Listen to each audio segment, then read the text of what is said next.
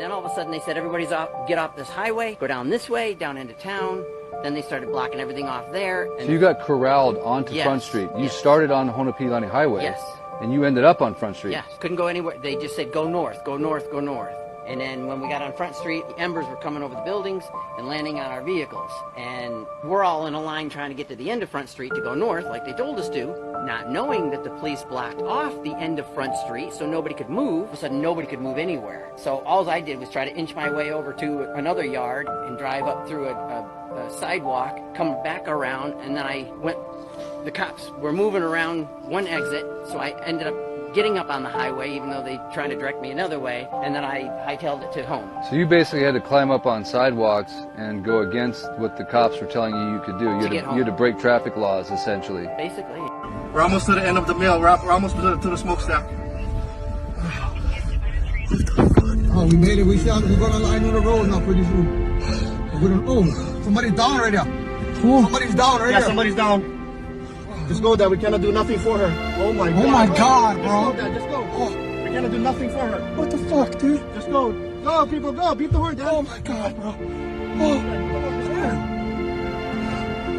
Gotta see. By the time we got to Safeway, that's what was behind us. Wow. So you went north. We went north. Was there down power lines anywhere on the highway? Everybody was stuck. The cops had no idea that the road was stopped and they wouldn't let us move. And I'm looking in the rearview mirror, and the sky is getting blacker and blacker in my rearview mirror. And I'm like, I got out. We were stopped. I got out. I beat on his door. He said, "You scared the crap out of me." I was like, "You see that field? You see that field? If they don't let us go, you drive this fucking van right through that goddamn field and into the ocean because that fire is coming right now, and we're not going to make it." That's how all those people died, because they wouldn't let nobody go. But why wouldn't they let them go? It's because they're down power lines. Yeah, that's the reason. They couldn't go. They couldn't go around the power lines. The power lines can't. Let us drive right through the goddamn, but they were lit. There was no electricity. The power was out from the day before. Right. So there's no power in the lines.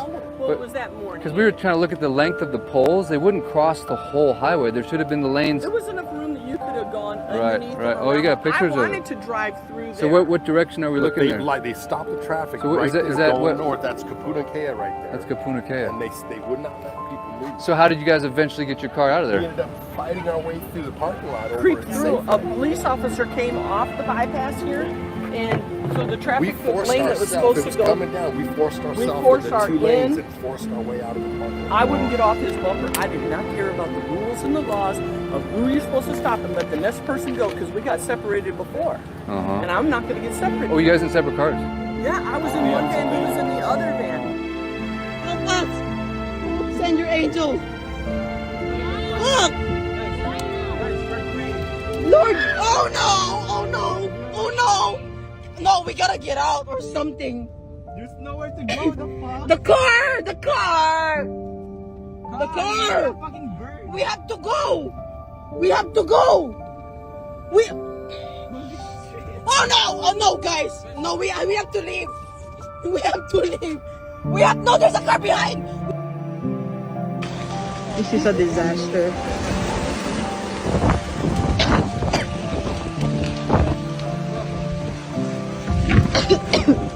Okay, get in the water. Fuck this shit. I went to Safeway late because the wind was blowing, so I wouldn't be able to leave that night.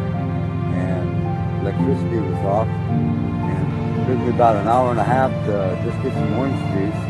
And so it was about 4 o'clock, and I went out and I saw the fire. And it was, you couldn't even see the gateway because of the smoke. And everyone's standing around just looking. And I said, I think we should get out of here because of the speed of this wind, it could be here in 2 minutes. So I went around back to Front Street, and all the cars were lined up, but none of them were moving. And I walked all the way from Safeway to the Chart House, not one car moved. And I was wondering what was stopping the traffic. But it was a policeman. And I got to the end and I looked up north, there were no obstructions, there was no reason to keep those cars there. Are you serious? I'm serious as a heart attack. And I said, what are you doing? He goes, well, I'm under orders to keep them here. And I said, the fire is right around Safeway. It's going to hit Front Street. You know, these people got to get out of here. And he said, I'm following orders. No way. And so I just kept walking. And well, maybe he knows something I don't, you know. So, and I keep walking down the highway, and I look behind, no cars are coming out. I walked all the way to Waikuli Beach, still no cars coming out. And I started hearing boom, boom, boom. And then I heard people screaming and stuff. You're saying they were blockaded in by the police? At the end of Front Street? Yeah. Like where the restaurant is? Where the chart house Where the chart house was, I should Right. say. There was a blockade there and they could not go any further. Right. I walked. What the hell? I walked all the way from Safeway to there, not one car had moved. And people walking in front of me, the people in the cars are saying, would you like a ride? And they go, oh, okay. And they'd get in. They asked me, no, you better get out of here. You know, but they just, well, we were told to evacuate by car. Okay. So I just kept walking, and I got all the way to, like I said, the Civic Center. And then I started hearing all the explosions, and there was no one walking behind me or on bicycles or anything. And I just... Dude, that is unbelievable. Oh my god, I can't see anything. We're surrounded by fucking fire. Oh my god, and lines. There are power lines everywhere. I just gotta get out of here before we burn to death. Fuck. I'm so scared. Oh my god, like everything's on fire.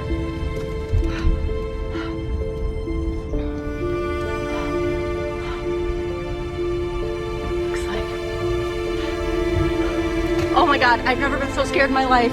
I think, oh my god. Oh my god, oh my god, oh my god. Oh my god. I'm so fucking scared.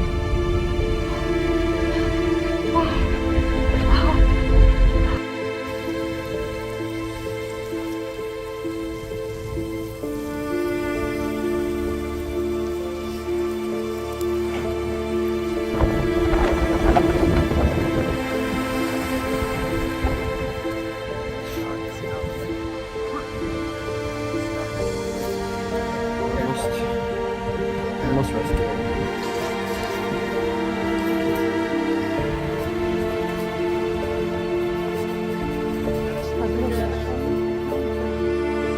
Yeah, it was just backed up all the way to Front Street, and we were debating on going left or right on Front Street, and we went right originally, and then parked our car at this children's church. I think it's called Children of the Rainbow.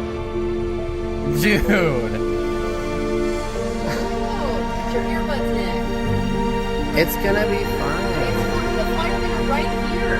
It's just... Tried to run up and out to head north,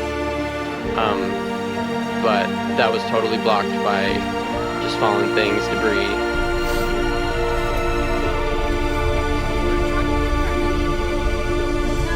We're fine. We just have to get out of this traffic. Oh no. So say oh no. It's gonna be fine. The firemen are right here. They're not gonna let... They're not gonna let anything. So we ran back, got in our car, and tried to drive left on Front Street, and it was just totally blocked up, and no cars were moving. I just can't freaking see. Just put your phone down. I'll video. Okay, we're moving a little bit. That's good. That's good. Well, now we're... I got out of the danger stuff. There's another engine. We're not letting anyone up. We're just trying to get out. Yeah. Yeah. Go ahead, fire truck. It's all you. Let's get them, boys. It's freaking nuts. Now we're out of Here it. we can see now. Okay. I can't believe that. It was Holy. like black. That was crazy. Wow. Ooh. We're good now. Yep, we're good. We're out. Damn. That was intense. That was a little scary for a minute. Oh shit, the road's closed. Guess we'll go straight. Oh, and this poor guy has to direct traffic. Oh, wow. There's another engine. Let's go.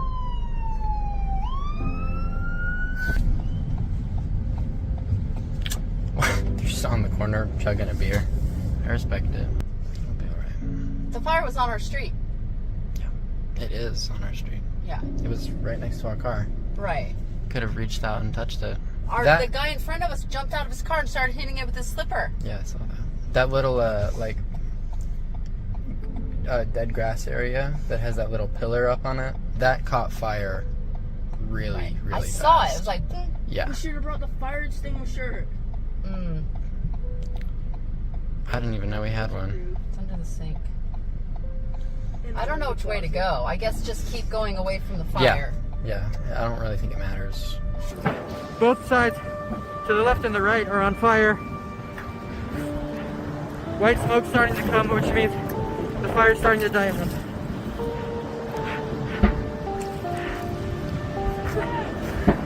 Fucking scary. Good luck. Look at this.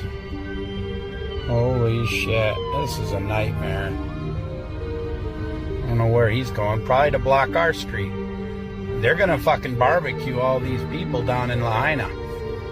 We're all trapped down in here. They're blocking off all exits, and everyone is just stuck, going in a circle in a fire pit.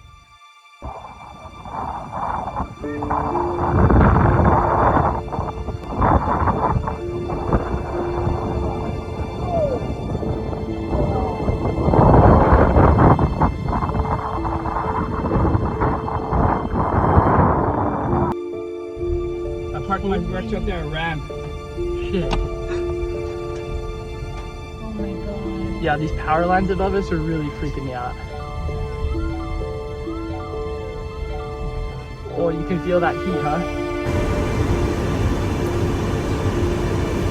What the important passport and all that?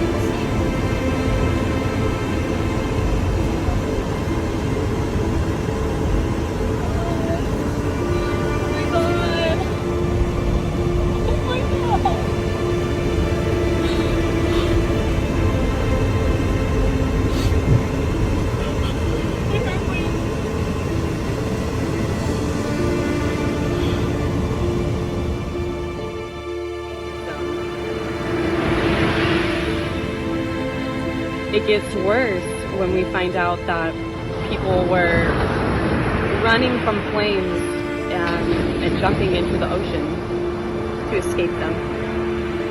And I personally know somebody who spent 8 hours in the water before she was picked up by Coast Guard. And she is one of hundreds, if not thousands. And the media is saying that there's only, at this moment, 36 people that have lost their lives.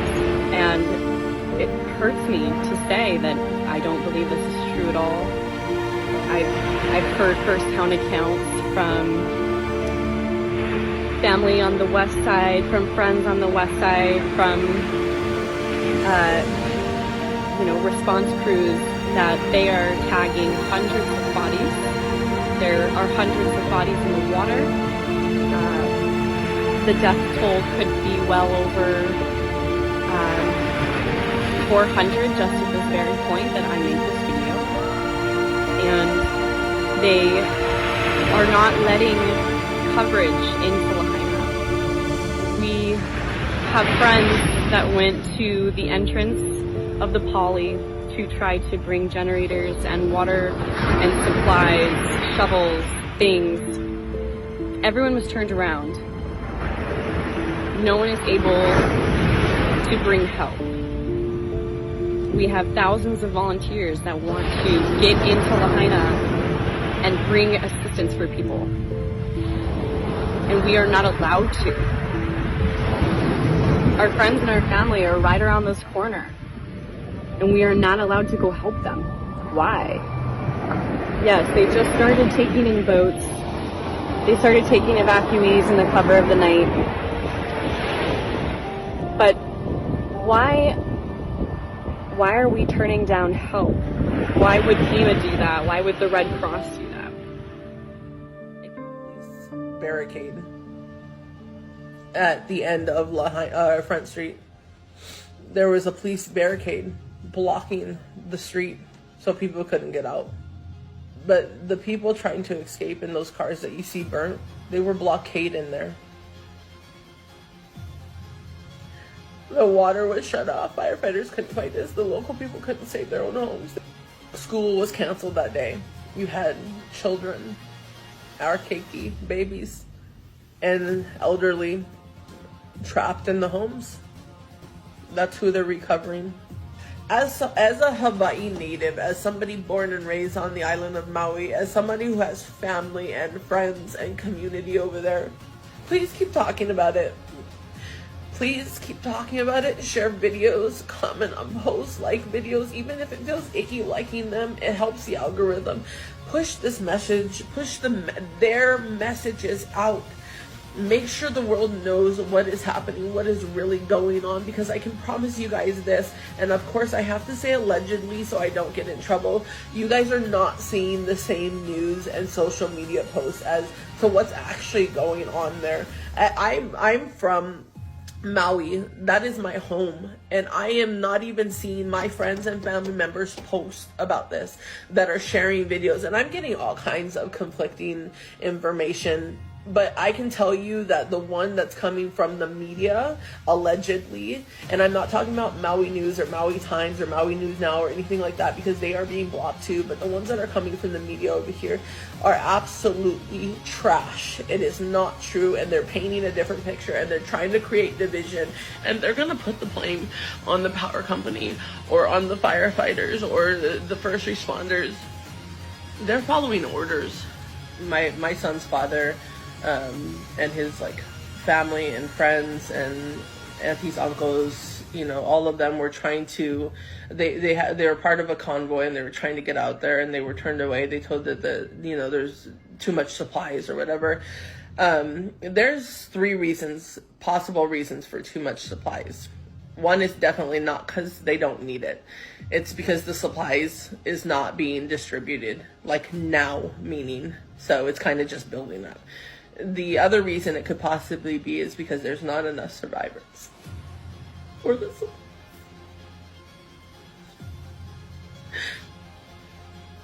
the third reason is they're being lied to.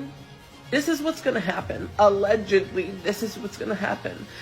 They're going to either stop or slow down shipments of supplies back over there. So restocking stores is going to take longer, or it's going to not happen, or it's going to happen in these small little shipments. It's going to become a scarcity thing.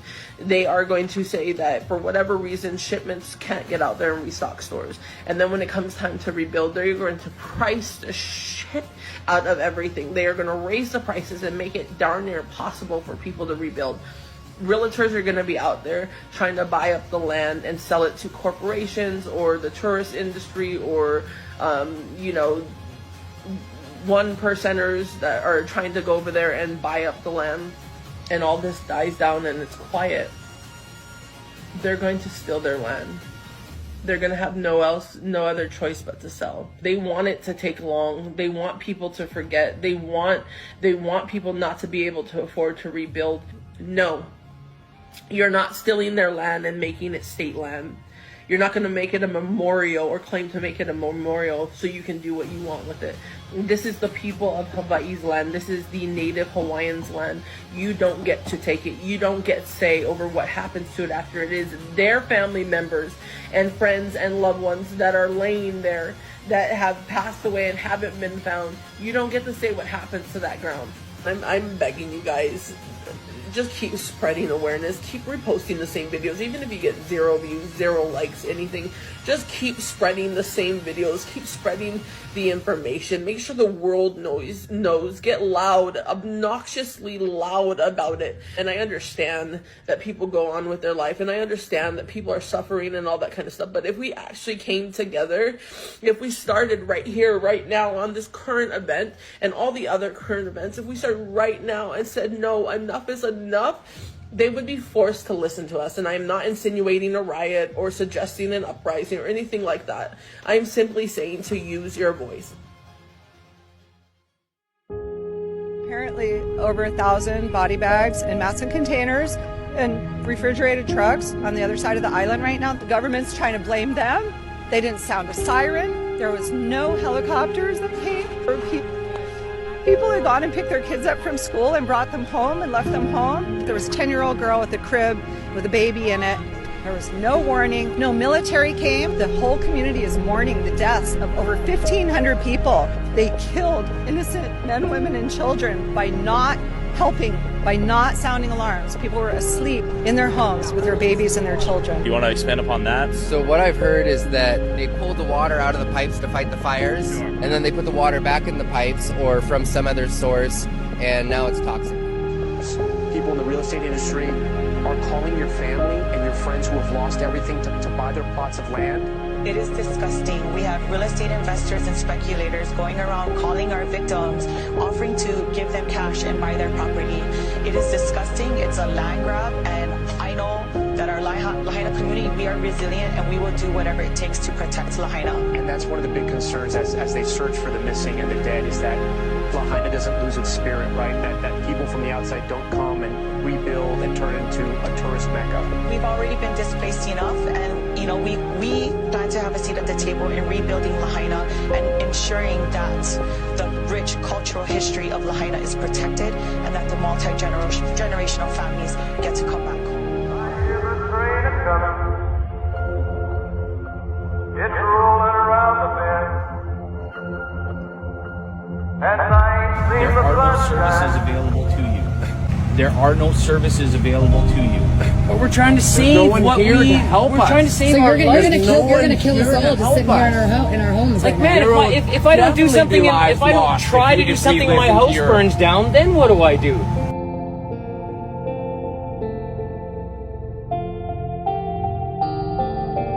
This episode is going to be about things that melted glass, melted metal, that show just how intense this fire was. And I have a lot of footage of this. Really, it shows better on the ground. Drone footage doesn't show this very well.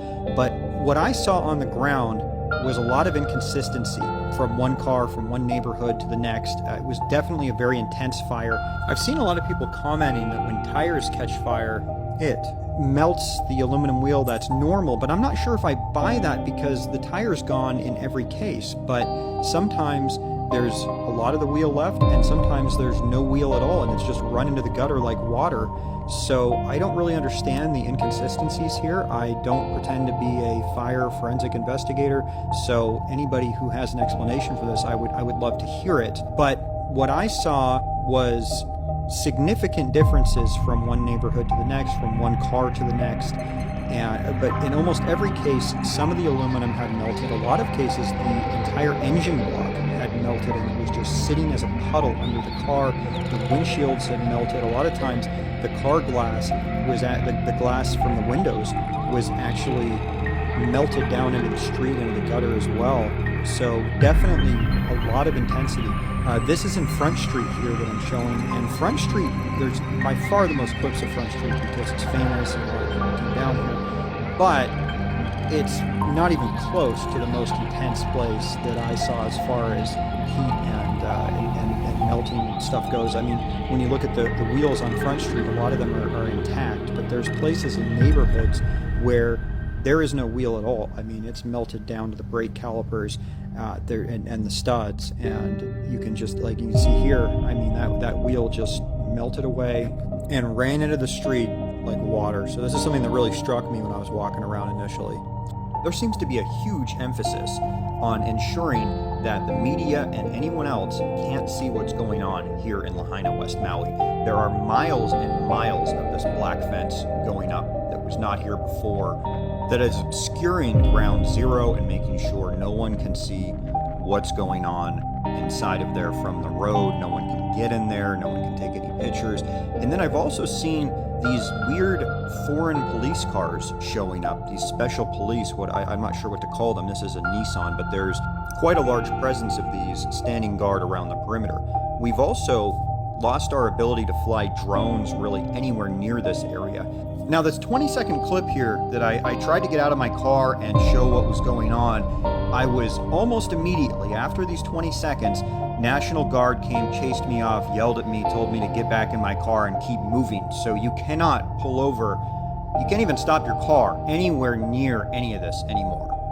Now I'm going to show you a fairly long clip that shows just how extensive the fencing is on the western side of the main highway here.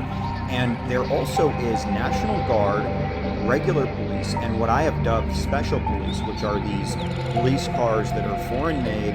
The people that are driving them they don't look like any police I've ever seen in the United States, so kind of a bizarre situation, but they have a huge presence, standing guard, ensuring that nothing can be documented. You can't stop your car, you can't pull over, you can't fly a drone, you can't take a picture, you can't get in anywhere near any of this, which is part of what makes the footage that I have so unique. Now, I always make sure to point out that the footage that I have has been uploaded to the mainland to multiple people. They have the credentials to my social media, so if anything does happen to me, it's not going to prevent the story getting out. But the footage I have both on the ground and drone, but particularly on the ground, is not going to be able to be reproduced with the amount of resources they have put into locking this area